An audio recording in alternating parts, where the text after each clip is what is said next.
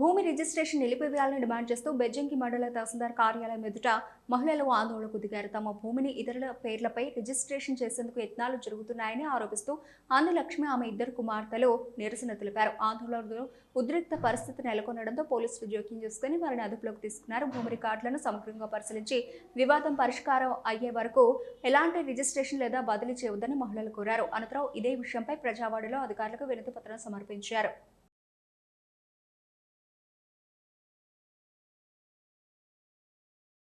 मेरा ऑप्शन లేదు నేను చచ్చిపోతాను నేను చచ్చిపోతాను నేను బతకదు లేదు నేను చచ్చిపోతాను నేను అవసరం లేదు శైలు బయట తీసుకురా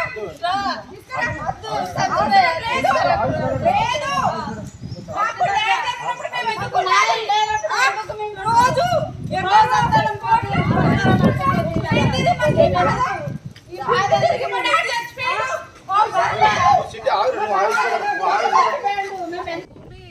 పిన్ని వాళ్ళ కొడుకు అమ్ముతున్నాడు ఆపద్దు అని సార్కి సార్ పైసలు అడిగినంత మేము ఇచ్చినాం ఆపుతాన్నారు. ఇప్పుడు వేరే వాళ్ళకి రిజిస్ట్రేషన్ చేస్తున్నారు.